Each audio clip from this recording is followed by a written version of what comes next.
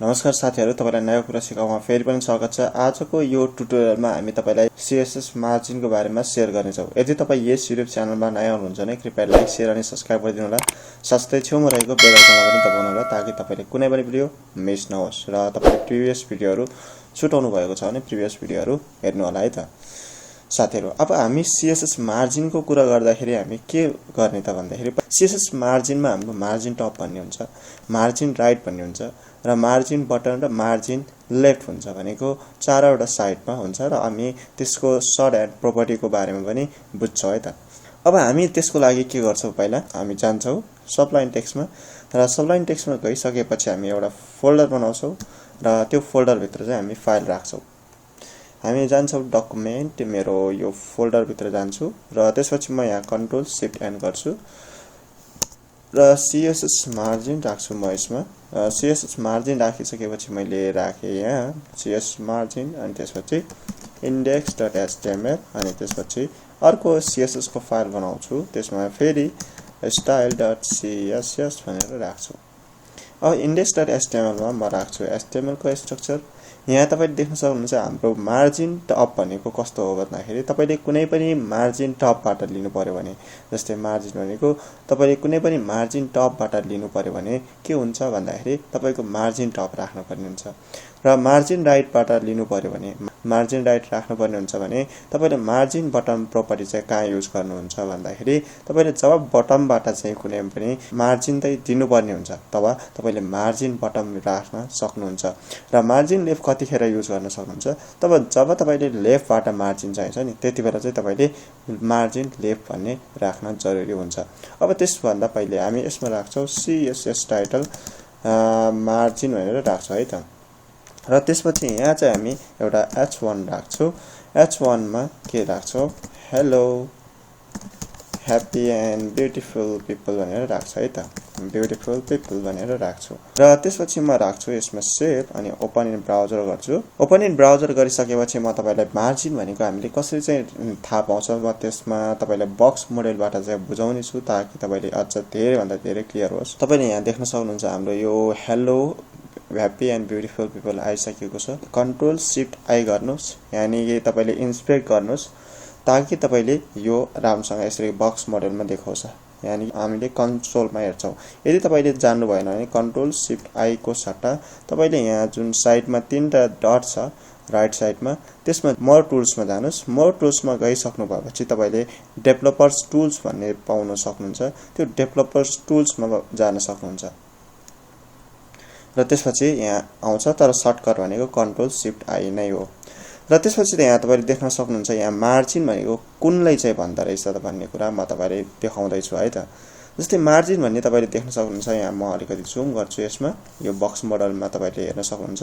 यसमा हाम्रो मार्जिन भनेको जुन टपमा छ, यानी कि कुनै पनि वेबसाइटको जुन यता हुन्छ नि, तपाईको यो अर्को म नेक्स्ट पेज खोल्छु र तपाईलाई यता देखाउँछु। जस्तै मैले कुनै पनि एउटा वेबसाइट खोले, कान्तिपुर भनेर राखे है त, र कान्तिपुर भन्ने एउटा वेबसाइट खोल्छु, ई कान्तिपुर भन्ने आयो र त्यसपछि म के गर्छु भने तपाईलाई देखाउँछु। यसमा यहाँ हाम्रो के छ, कान्तिपुर छ र कान्तिपुर यसमा तपाईले देख्न सक्नुहुन्छ यो डट छ, यहाँ चाहिँ यो वेबसाइटकै भयो।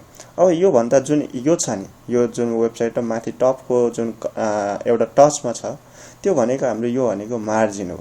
तपाईले चाह्यो भने यो जुन यो 3 डट्स को यो जुन हुन्छ नि, यो चाहिँ न्याप बार पनि भन्न सक्छौं अथवा मेन मेनु पनि भन्न सक्छौं। यसलाई चाहिँ हामी डाउनमा ल्याउनको लागि के गर्न सक्छौं, मार्जिन को प्रयोग गर्न सक्छौं। तपाईलाई देखाउँछु म। त्यसको लागि जस्तै हामी जान्छौं यसमा, तपाईले हेर्न सक्नुहुन्छ हाम्रो के छ भन्दाखेरि तपाईको यो वेबसाइट भयो, यो भनेको तपाईको कन्टेन्ट भयो, यो कन्टेन्ट पछि यो बोर्डर भयो जुन हामीले प्रिभियस भिडियोमा तपाईलाई बोर्डरको बारेमा शेयर गरेको थियौ, तर हामीले बक्स मोडेलमा तपाईलाई देखाएको थिएन, तर एउटा टेक्स्टलाई चाहिँ हामी बोर्डर गरेर तपाईलाई देखाएको थियो। तपाईले यहाँ बुझ्नु भएपछि त्यो अटोमेटिक बुझ्नु नै हुन्छ। जस्तै मार्जिन भनेको हाम्रो सबभन्दा बाहिरीको, तपाईले यहाँ पनि देख्न सक्नुहुन्छ। जब मैले मार्जिनमा लग्छु यसमा कलरिङहरु देखिरहेछ, हेलो ह्याप्पी एन्ड ब्युटिफुल पिपलको बाहिर चाहिँ मार्जिन हो भनेर तपाईलाई देखाइरहेको छ।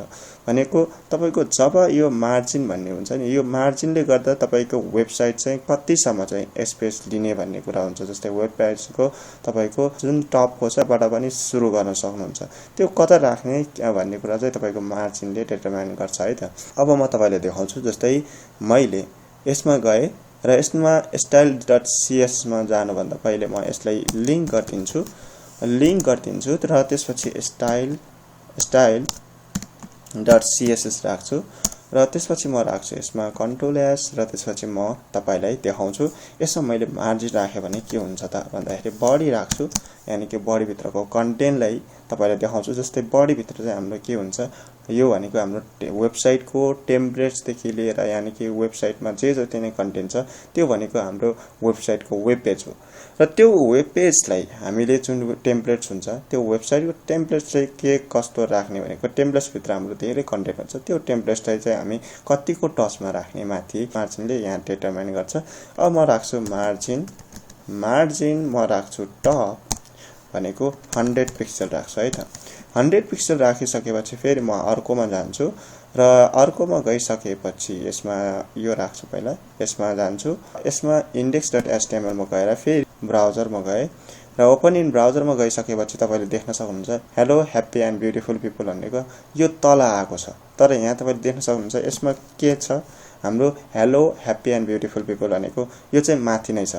यो कसरी भयो त? अब फेरि तपाईले देखाउँछु इन्सपेक्ट गरेर। हामीले भनेको थियो यो तपाईको कुनै पनि वेबसाइटमा तपाईको कन्टेन्ट चाहिँ कतिको स्पेस यानी कि तपाईको माथिसम्म टच हुने कि नहुने मार्जिन मैले जब नराख्दाखेरि चाहिँ हाम्रो के भएको थियो, यसमा यहाँ तपाईले देख्न सक्नुहुन्छ यता साइडमा भएको थियो। तर यसमा जब मैले मार्जिन कति राखेको थियो, मार्जिन मैले कति राखेको भन्दा 100 पिक्सल राखेको। 100 पिक्सल राख्दाखेरि चाहिँ हाम्रो के भयो, यो कन्टेन्ट यता आयो। यदि मैले 100 को सट्टा यहाँ 300 राखे भने के हुन्छ त भन्ने कुरा म तपाईलाई यहाँ देखाउँछु। जस्तै 300 राख्यो भने मार्जिन अझ मार्जिन टप भनेको मार्जिन टपले के गर्दो रहेछ, माथिको कन्टेन्ट यानी कि कुनै पनि कन्टेन्टलाई चाहिँ माथिबाट तल ल्याउने काम गर्दो रहेछ। भनेको जब मार्जिन टप युज गर्छौ यानी कि हाम्रो मार्जिन टप भनेको प्रोपर्टी भयो र यो 300 पिक्सल भनेको हाम्रो भ्यालु भयो। जब हामीले मार्जिन टप 300 पिक्सल राख्छौ माथि टपबाट चाहिँ हाम्रो के हुन्छ, त्यो कुनै पनि कन्टेन्टलाई चाहिँ तल ल्याउँदो रहेछ भन्ने कुरा चाहिँ हामीले बुझ्यौ। अब हामी के गर्छौं, यसलाई कमेन्ट गर्छौं र त्यसपछि म के गर्छु, यसलाई रिफ्रेश गर्छु। रिफ्रेश गरेर तपाईलाई यहाँ देखाउँछु। जस्तै हाम्रो फेरि टपमा गयो। अब हामीलाई जस्तै मार्जिन हामीलाई के चाहियो भन्दाखेरि राइट चाहियो। मार्जिन राइटमा राख्दाखेरि चाहिँ के हुँदो रहेछ त है त 200 पिक्सल हामी तपाईलाई देखाउँछ। यसमा 200 पिक्सल मार्जिन यता राख्यो भने हाम्रो केही पनि हुँदैन, किनभने कुनै पनि कन्टेन्ट चाहिँ जब राइट साइडमा हुन्छ नि तब राइट साइडमा भएको कन्टेन्टलाई मात्र तपाईले यता ल्याउन सक्नुहुन्छ। भनेको त्यसैकारणले यसमा तपाईलाई राइट साइडले चाहिँ काम गरिरहेको हुँदैन। अब यसलाई नै मैले मार्जिन यसको सट्टामा मार्जिन लेफ्ट राखे भने के हुन्छ तपाईले हेर्न सक्नुहुन्छ अहिले।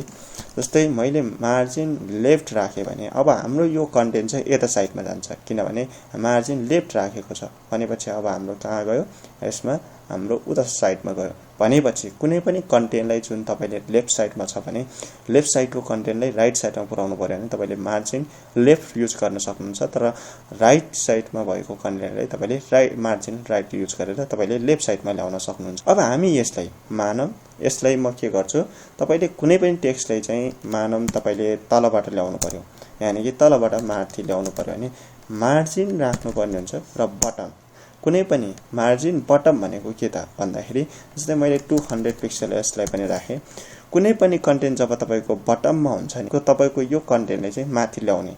अब यसलाई म इन्सपेक्ट गरेर देखाउँछु। यता तपाईले हेर्न सक्नुहुन्छ मार्जिन टप भनेको यो। जब तपाईले मार्जिन टप युज गर्नुहुन्छ तपाईको कुनै पनि कन्टेन्टलाई तपाईले हेर्न सक्नुहुन्छ मार्जिन टप राख्नुहुन्छ तब तपाईको कुनै पनि कन्टेन्ट चाहिँ तल ल्याउँछ। हामीले यहाँ के गरेको छौ तपाईले यहाँ देख्न सक्नुहुन्छ हामीले मार्जिन 200 पिक्सल भनेर राखेको छ बटममा। भनेको तपाईले यहाँ देख्न सक्नुहुन्छ कलरिङ आइराछ। भनेको तपाईको मार्जिन राख्दाखेरि मार्जिन 200 पिक्सल राख्दाखेरि चाहिँ तपाईको के भयो, कुनै पनि कन्टेन्ट भन्दा बाहिर तपाईको 200 पिक्सल चाहिँ स्पेस अकुपाई भयो। भनेपछि अब हामीले यसको सट्टा के गर्छौं, यसलाई कमेन्ट गर्छौं र यसलाई चाहिँ अनकमेन्ट गर्छौं है त।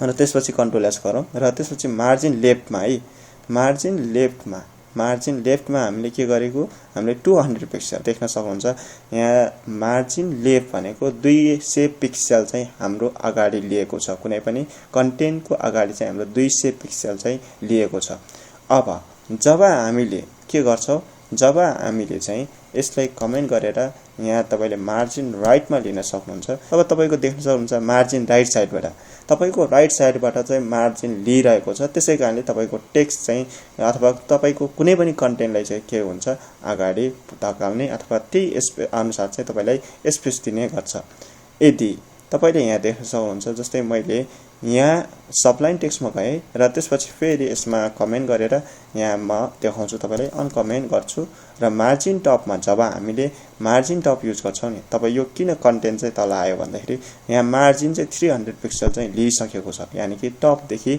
यहाँ तपाईले देख्न सक्नुहुन्छ यो भनेको हाम्रो कन्टेन्ट हो यो बडी भित्रको भनेको कन्टेन्ट हो हामी नेक्स्ट भिडियोहरुमा चाहिँ के गर्छ भन्दाखेरि हाम्रो वेबसाइट हुन्छ वेबसाइटको कुनै पनि टेम्प्लेट्स चाहिँ कता साइडमा कतिसम्म चाहिँ अकुपाई गर्ने जुन हामीले मेन मेनु नेभ बार भनेको थियो नि तपाईको वेबसाइट चाहिँ कुन साइडमा कतिको स्पेस लिने गर्ने भन्ने कुरा चाहिँ तपाईको यो मार्जिनले गर्छ मार्जिन टप 300 राख्दाखेरि हाम्रो जुन 300 पिक्सल राख्दाखेरि चाहिँ हाम्रो यता साइडमा आएको छ हामीले यसरी चाहिँ सजिलैसँग मार्जिनको कुराहरु बुझ्न सक्छौं यानी कि तपाईको कुनै पनि कन्टेन्टलाई चाहिँ तपाईको जुन टपमा यहाँ चाहिँ के भयो यता उता कता म्यानेज गर्ने कतिको स्पेसमा राख्ने भन्ने कुरा चाहिँ तपाईले यसले हेर्न सक्नुहुन्छ जस्तै मैले यसलाई पनि अनकमेन्ट गर्छु यसलाई पनि अनकमेन्ट गर्छु यसलाई पनि अनकमेन्ट गर्छु अब यसलाई के हुन्छ त यता हेरौँ है त यहाँ मैले रिफ्रेश गरे भने तपाईले देख्न सक्नुहुन्छ मार्जिन टप 300 राख्दाखेरि कुनै पनि कन्टेन्ट चाहिँ हाम्रो तल ल्यायो र त्यसपछि जब हामीले मार्जिन राइट चाहिँ 200 पिक्सल राखेपछि चाहिँ हाम्रो के भयो स्पेस 200 पिक्सल राइट साइडबाट लियो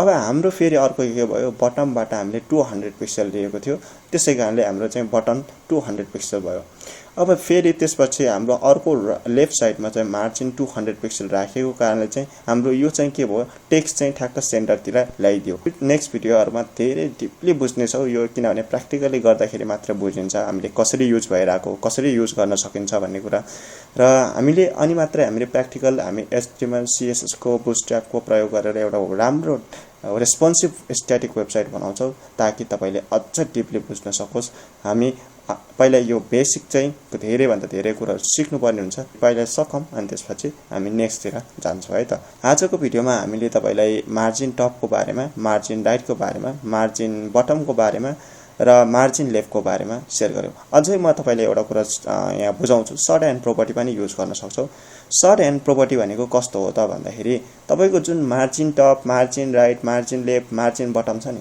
यो एकैचोटी एउटै ठाउँमा हुन सक्छ यानी कि तपाईले एउटै प्रोपर्टीमा पनि गर्न सक्नुहुन्छ कसरी भन्दाखेरि मैले राख्छु यसमा म राख्छु यसलाई कमेन्ट अनि त्यसपछि म राख्छु यसमा मार्जिन भन्ने युज गर्न सक्छौ र मार्जिन भन्ने प्रोपर्टी युज गरेपछि जस्तै मैले मार्जिन टप 300 पिक्सल भनेको हाम्रो टपबाट चाहिँ घुमेर आउँछ टप पछि हाम्रो राइट साइडमा जान्छ राइट साइडमा भनेको तपाईको 200 पिक्सल छ अनि बटममा जान्छ बटम भनेको 200 पिक्सल छ अनि त्यसपछि अर्को लेफ्ट साइडमा भनेको 200 पिक्सल छ यसरी चाहिँ हाम्रो यो क्लकवाइज हुन्छ हामी यसरी चाहिँ हाम्रो राइट साइडबाट अनि बटमबाट अनि फेरि लेफ्ट हुँदै आउँछ भनेपछि हामी यसलाई फेरि रिफ्रेश गर्यो भने के हुन्छ यसलाई चाहिँ यहाँ रिफ्रेश गर्दाखेरि जस्ताको त्यस्तै हुन्छ यानी कि हाम्रो एउटै रिजल्ट आउँछ यानी कि यसरी पनि सर्ट एन्ड प्रोपर्टी चाहिँ युज गर्न सक्छौ हामीले हेर्न सक्नुहुन्छ हामीले margin top margin right margin left margin bottom हामीले युज गरेको छैन डाइरेक्ट हामीले यसरी पनि गर्न सक्छौ